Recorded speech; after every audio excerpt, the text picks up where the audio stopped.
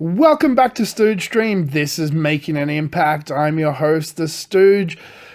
Thank you for tuning in to your weekly Impact review / recap show. I'm always joined, of course, by the first man of professional podcast wrestling.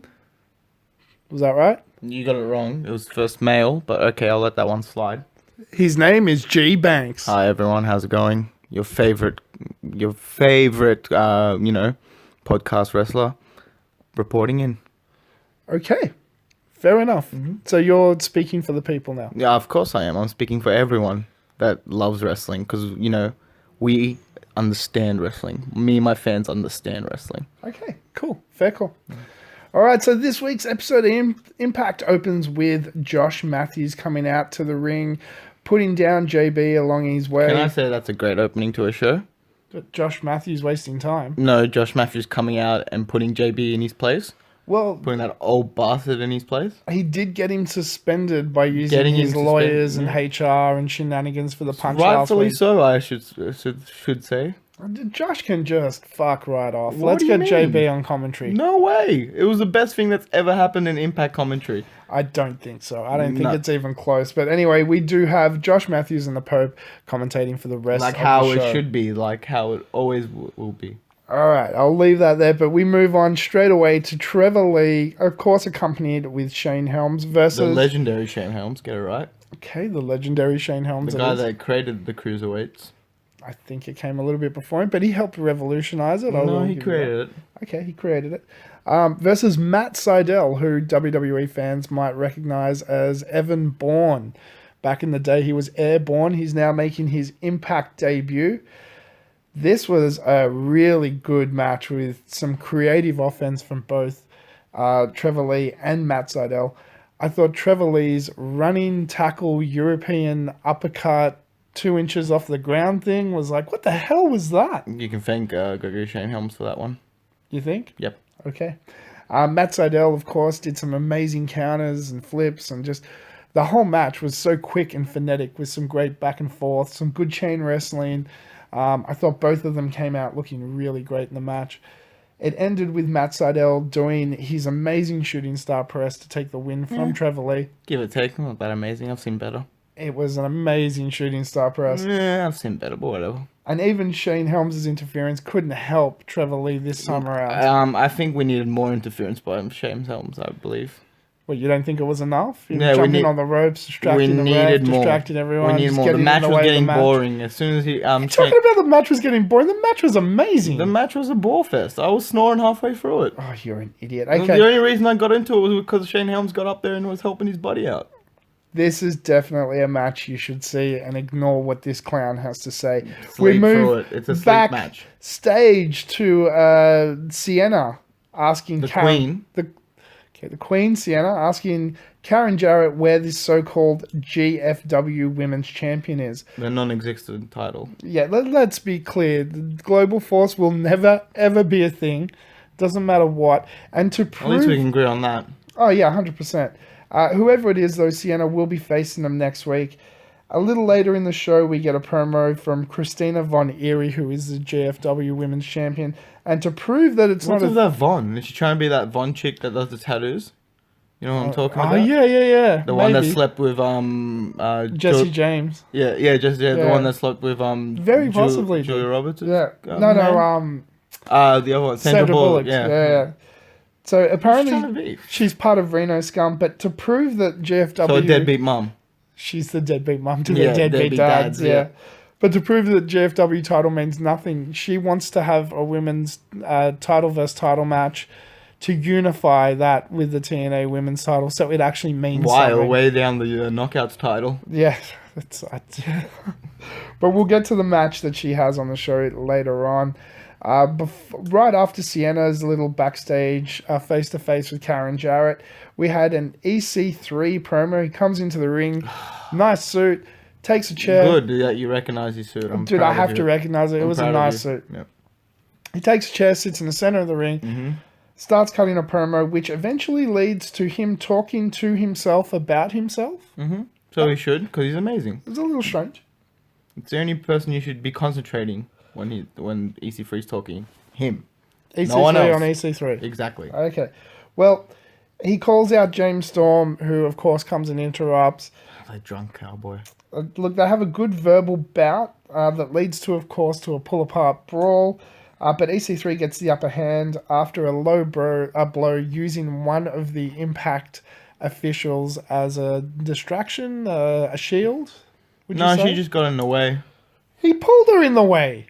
No, she got in the way. He pulled her. EC3 pulled her in the way. No, there was something on her shoulder, and EC3 obviously was just like, "Hey, you got something on your shoulder, love," and she got up all freaked out, like, "Oh, what is it? What is it?" And then that's why she got in the way. She interfered. It was obviously that's what happened. You would be a great manager in wrestling. You would make Jim Cornette proud Why? because you have answers for bullshit. I don't have answers. I'm just telling the truth. I see what I see, and I'm telling the truth. That's why my fans love me. All right. That's why everyone loves my opinion because it's always the right opinion, and I don't care what anyone says. Okay. So anyway, EC3 uses a low blow.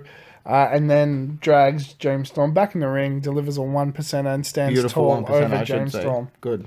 So this is clearly the beginning of a feud. We're going to see some more of Storm and EC3 in the future. Try to put that drunk cowboy in his place for the first time. I've had enough. He could run around, sipping on moonshine, talking shit. It's time to put him in his place. I believe it's beer.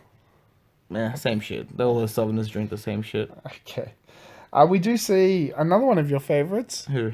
KM. Yeah, KM, my boy. At a restaurant. He pulled a Biff Tannen from Back to the Future promo on He did it better, I reckon. I don't know, dude.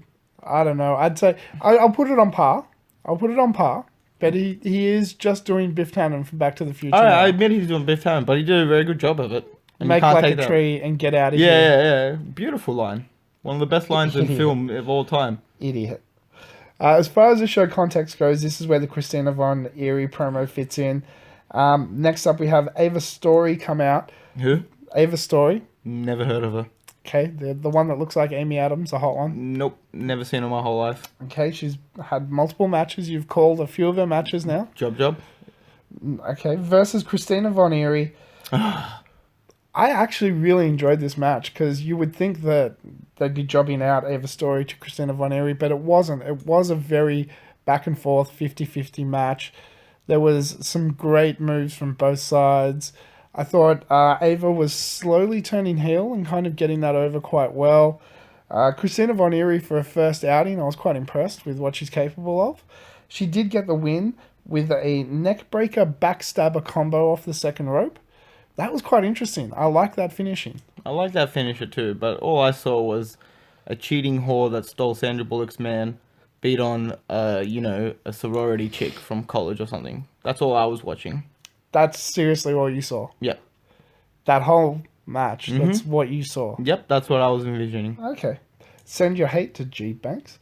Swoggle has a number of promos throughout the show where he's running around. What's Swoggle doing there? Screwing with Rockstar Spud. What's takes he his doing notes there? from him in another segment. Can someone put him in the childcare section? Oh, seriously. Spud gets his pants off and Swoggle runs away. And then later on, we see Swoggle attacking Spud with a hammer. What is this, the early 2000s? Oh, dude, that hammer attack was pretty vicious, though. He's hitting him in the knees and ankles with a hammer.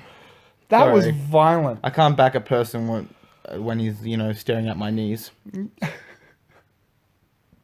Yeah, speaking of, at one point... Both of them. You have to admit that line from James Storm when EC3 was on his knees outside the ring looking up at him. He's like, you're back on your knees where you belong. And he stuck his tongue out. So that was great. Yeah, it was alright. But That was a EC3 great still made him verbal look like bite. a fool. No, yeah, I'm saying no, EC3's retaliation Yeah. and sticking his tongue out and stuff. That was great. Yeah. Like, he's so funny. Anyway, ignore the Swoggle crap. There was a low-key package. This was a great package.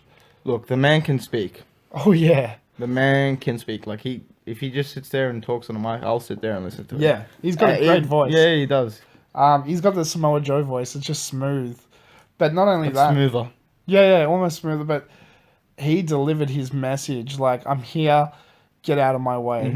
And it was very visceral. I honestly, if they make a Hitman movie, I wouldn't be surprised if they casted him as the... They did make a Hitman movie, and Timothy Olyphantastic was in it, and it was terrible.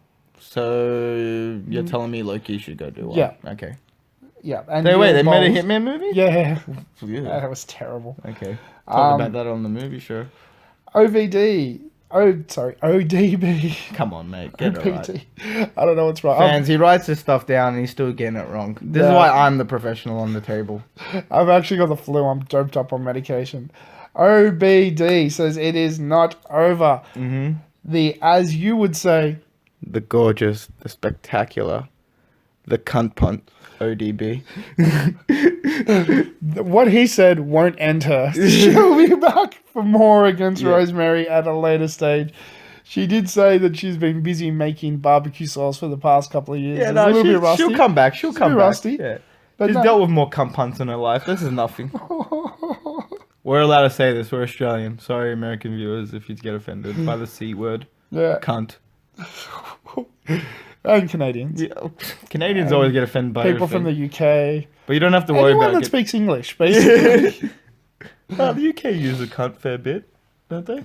They do. They do. Yeah. Alberto El Patron has a Don't know backstage what he's interview. doing there. Well, you would have liked it. Got immediately interrupted by Magnus, the Global Force champion. Yes, I'm so What I impressed. love- No, this is my favorite bit of the show. This is honestly my favorite bit of the whole show. Go, Magnus saying that because he holds the Global Force Championship, that he's the number one contender, and Jared coming in and going, "It's not worth shit." Actually, that's the only time I've ever liked Cara Jane. I'll admit It that. was brilliant. Yeah. She just pissed her own shit on her own brand. Her husband's brand. Yeah. It's sorry, that doesn't mean shit. Yeah. It's a tin title. Yeah. You're fucking an idiot Yeah. for even saying that. Yeah. And Alberto El Patron's gonna kick your ass in 2 weeks and take that shit away from you now. Alberto was ready to go down right then. Oh, he had that, and I can say this because I am part Spanish, that full Spanish hot blood moment of like, no, let's do it now, Essa. Yeah. Like he was ready to Pulled go. off his jacket. Yeah, whatever he had and on. Karen had to be like, no, in 2 weeks. In Yeah, 2 yeah, weeks, yeah. put your shit back on, dude. Wait, you're looking good, but put it back Yeah, on. of course, Karen. Now they're going to be fighting for the Global Force title in 2 weeks. Seriously, you cannot make this a thing. It doesn't matter who you put in the match. You could hire Hulk Hogan and Ric Flair in the 80s at their best, using a time machine, and put them in the ring for the Global Force title, and it still would be a meaningless piece I'll of do one crap. better. I'll do one better for you, buddy. Having the world's greatest off-road agent star hold your title and then give it away just because he doesn't want anything to do with it, make a big thing. Cody Rhodes. Yeah, There we go. Dude, their titles are meaningless. They need these. Please, just Global Force isn't a thing. Let's forget it ever happened and move on. This is from a guy that likes Jeff Jarrett. I love Jeff Jarrett. I'm a Jeff Jarrett mark. Yeah, I know. Double J. He can I hate- slap my nuts anytime. I I hate him. have been a Jeff Jarrett I'll slap mark his since nuts on his head. WCW. I love Jeff Jarrett. But no, yeah, Global Force is not a thing. Let's just move on from that. Please. There was a Moose package that was actually quite good as well. Like a little bit of a Moose highlight, who he is, where he's been in Japan and stuff. Yeah, I think it's just a bit of an excuse package, as I like to call it. An excuse package. I liked it. I thought it was a good little wrap up of what Moose has been doing. More like running away. So bad. So we had Davey Richards with Angelina Love versus Moose for the Grand Championship. Something else that needs to not be a thing anymore is the Grand Championship. But look, give David Richards a break. He needs it at this time. He doesn't need the title, but look, Davey Richards and Moose in a match anytime, I'd be so excited for. Unless you say it's a Grand Championship match, and I'm like, oh, for fuck's sake. Goes out the drain. Ridiculous. So, even though the rounds were great, like Davey got round one, it was a great round. Like both of them looked good. Moose got round two, it was a great round. Both of them looked good. The scoring is so fucking ludicrous that it just ruins any credibility whatsoever. I was actually really happy when Eddie Edwards ran out and attacked Davey Richards, causing the DQ just to end this bullshit. Does Davey Richards' mum dress him? I mean, Eddie Edwards' mum dress him? Kind of does look like that, doesn't he? It looks so bad. It does. He doesn't. Like his wardrobe, His normal street clothes are not good. not at all. Now, what I failed to mention was, of course, Davey is always flanked by Angelina Love. Of course. But this time, Moose was flanked by two NFL players, Someone from the Chicago Bears and someone from... Look, I'm Australian. I don't care. But the one two of them big was from dudes. Cleveland Browns, and the other one hasn't been signed yet, but he's a running back. Yeah. And they're big dudes. And yeah. So anyway, while this whole shenanigans with Eddie's playing out, Davey turns around. Both the NFL players are in the ring. He gets stomped by them. It's a thing that they do in wrestling when they bring in people from the NFL. I don't know They make why. other athletes look better than wrestlers. I don't know why. Yeah, and they stand tall with Moose at the end, who still holds his title by DQ. Can we just drop this? Mm-hmm. This is something else. It just needs to Give go it to away. one of those football players. Yeah, no, just turn it into the TV title. Let them have proper matches for it. Mm. And just put a stipulation. It has to be defended every week on TV or something, or every 2 weeks on TV. Matt Sigmund, better known as the jobber to Kongo Kong, had a match with Kongo Kong. I like that name better. The jobber to Kongo Kong. Yep. Because, dude, he jobbed to Kongo Kong. He got destroyed. By the family. It's beautiful. The family, which we've established over the past couple of weeks, now includes King Kong, Donkey Kong, Kongo Kong. Donkey. Okay. Kong. I know where you're going. and Kongo Kong. All right, I know where you're going with this. Trying to discredit you entirely. Yeah, trying to discredit my family and my heritage, but whatever, that's cool. Alright, so Kongo Kong, before I go on, need to give a shout out to one of our listeners, Average Boy, who made a really valid point in last week's comments when he said, how is it that Pop TV and Impact Wrestling get away with not censoring Kongo Kong's boobies? Because, really? Yeah, he makes a point. He makes a point. No one wants to see those boobies, admittedly, even though he's part of my family.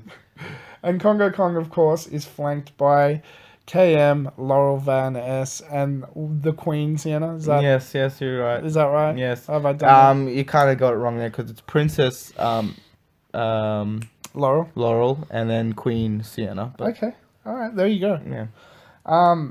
The one thing that I really like about Kongo Kong, even though he plays the giant monster character, he can move. Of course he can move. Yeah, he does some amazing... That corkscrew cannonball in the corner that he does. He did a couple of great, really quick snapmares and some others. Like, he can really move. Dude, when you're part of the family, we look after you. Fair enough. Fair enough. He won with a top rope. I believe you called it a splat. Yep. Literally a splat. Because he flattens the person that he does it to. Oh, yeah, Matt Sigmund's dead. Yeah, he's dead. He's so dead. Yeah. And if he's not dead, he's not happy. Yeah. Like, we're not going to see him for a while. No, his heart's in his asshole right now. Yeah. He got smashed. But I like the big monster character in wrestling from time to time. Someone like Andre the Giant. Someone like, if you can go back to Rikishi, Umaga. Yeah. If you Actually, he reminds me a lot of Rikishi. he does a bit, yeah. I give you that. Because he moves really well. Yeah, like no, that's what I'm Rikishi's- saying. Like, no, he doesn't have the same body type as Rikishi. Don't get me wrong. Like, Rikishi was just more round. Yeah. But you're right. He does move very similar to Rikishi. Yeah, he moves really well. For that size, it's like, wait, well, you shouldn't do that. Even the Giant, the Big Show, so on and so on. Mm-hmm. We've had some great big characters in wrestling, and when you build one of these characters right as a monster, it means something when eventually they fall. Yeah. And I think that they're doing a great job of turning Kongo Kong into a monster. yeah. Like, he looks like he can eat people. Mm-hmm. It's really He well has done. eaten people. I know that for a fact. That's what Went he- to a party once and he literally just pulled out this freaking basket. Like, this literally, you go to KFC, you get those big 6 pieces, like, 20 pieces of wings or whatever. He had a bucket, just literally human pieces in there, just eating them up. Just go on it. Just going it hard as. Just go on it. I was just like... No one said nothing. No, I wasn't going to say anything. KM wasn't going to say anything. Got him the bucket. Yeah, KM probably got him the bucket, but I'm telling you right now, I wasn't going to... I actually asked him for a piece just to fit in. Like, come on, give someone in that sauce, man. Hit me up. He said no, because he wasn't sharing, but still. Fair enough. Yeah, he does eat people, I can confirm that. Next up, we had a tag team match.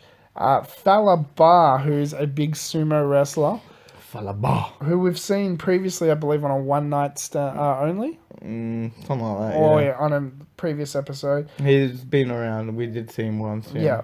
And he's accompanied by Mario Cabara? Kabrat. Cabrat? Oh, yeah. I don't know. Croatian. The Croatian dude. They do look impressive, though.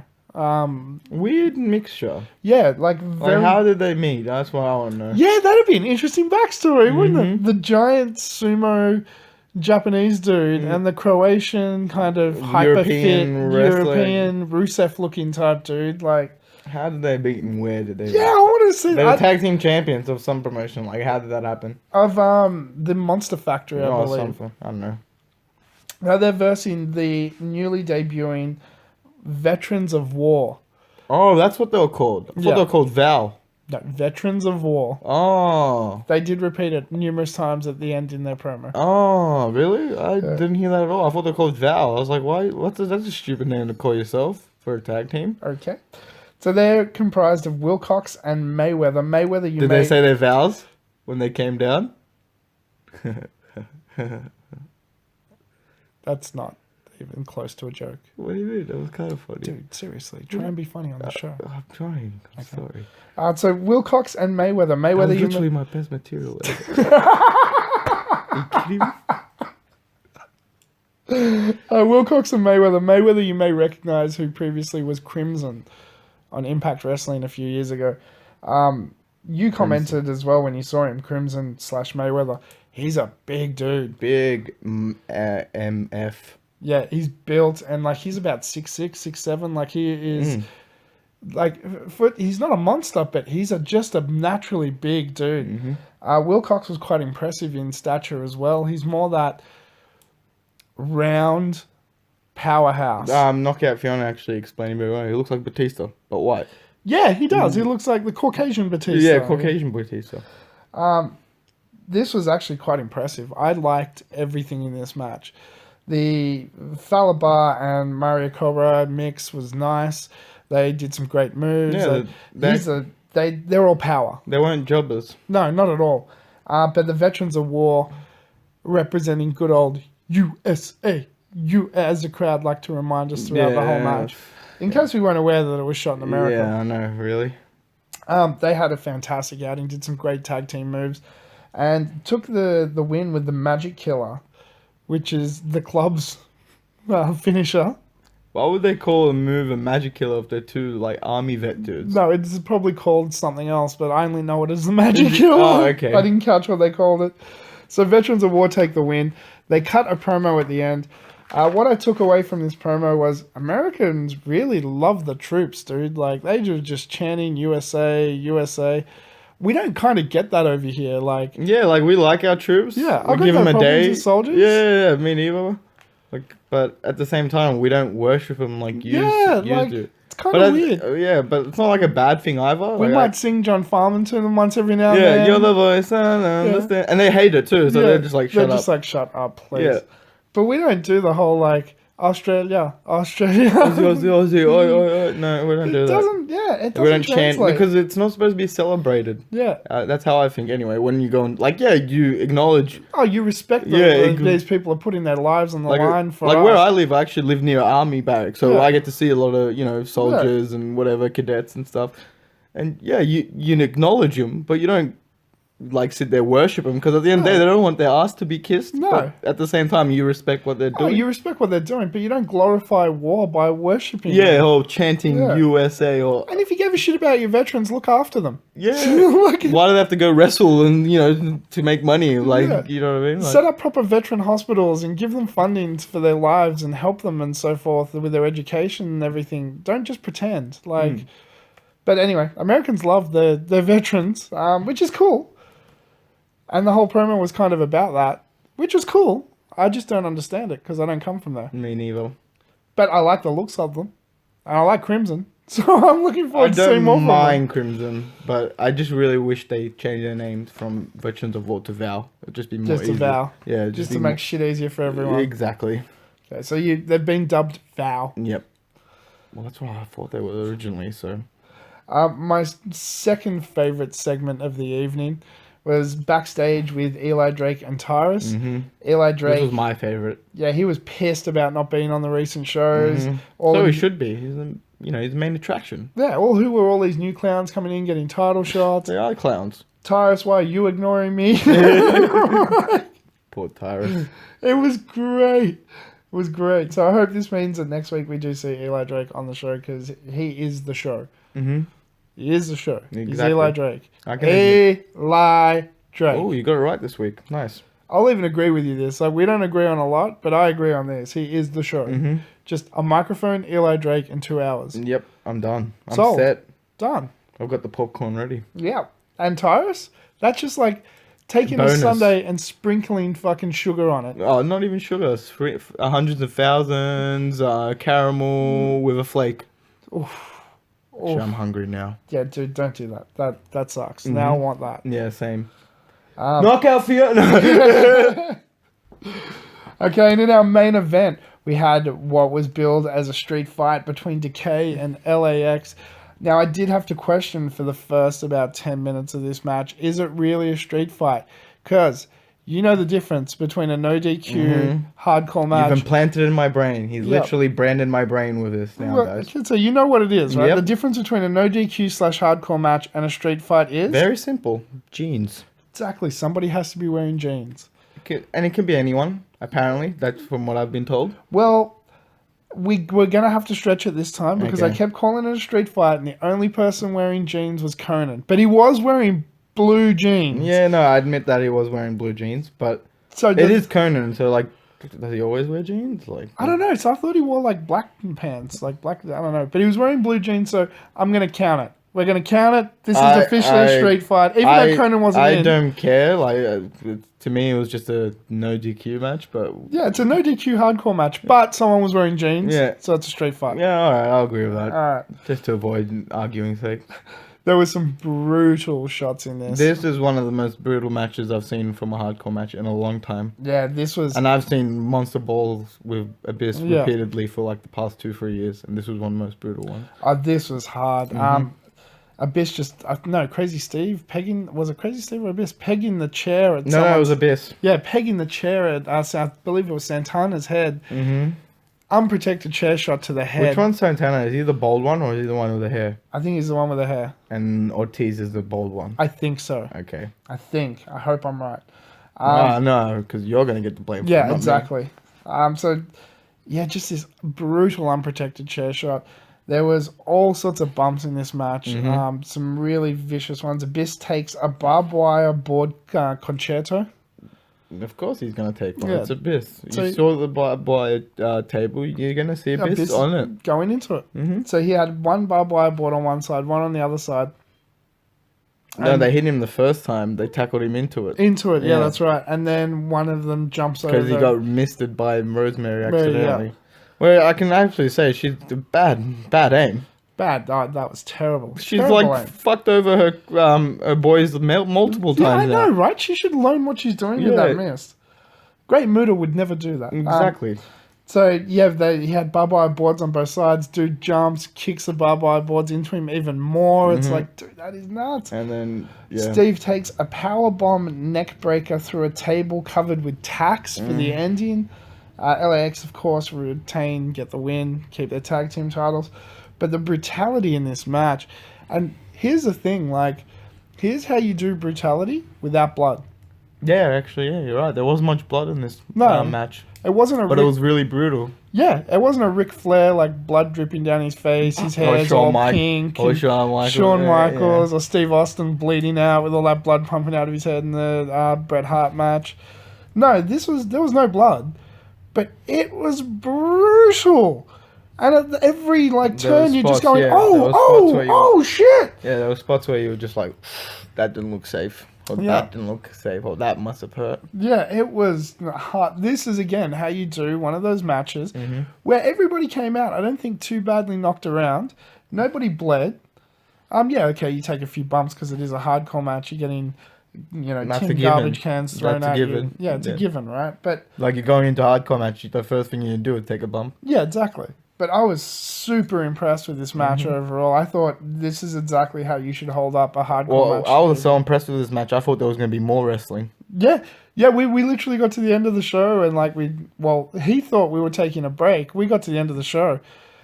Like when we take a little break before we do this, and he was like, "So we're gonna watch the end?" I'm like, "Dude, we did. That was the end of the show. I was so upset. LAX won. Yeah. Well, what do you want? I want more. You want I more? want more carnage.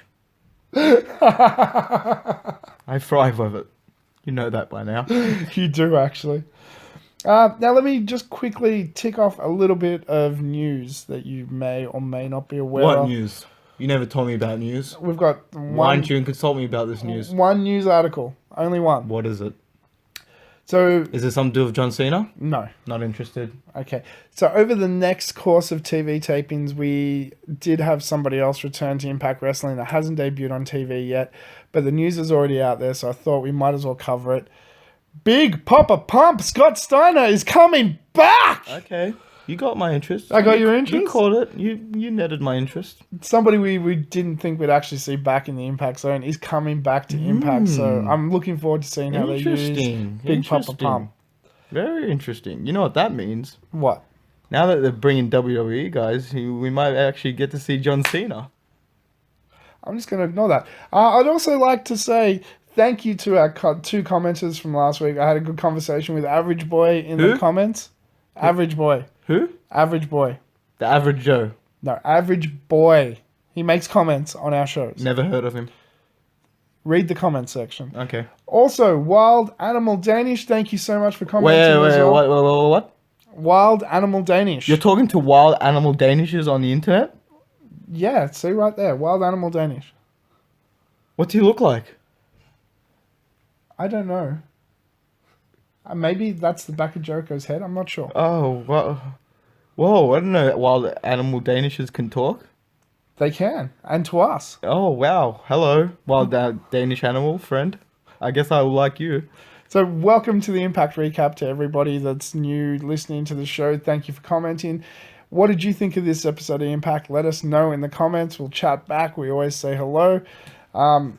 If you've got any news, drop it in the comments because I don't really follow it that much, but I couldn't miss Scott Steiner. Like, that's everywhere. Mm-hmm. It's everywhere. That's pretty big news, yeah. Yeah. So if you've heard anything, let us know in the comments below. Until next time, again, thank you so much for listening. I have been your host, The Stooge. I'm the one and only G-Banks. And don't forget, adventure, excitement. Stooge craves not these things. Welcome to the Stooge Revolution. Can you at least try when you do that next time?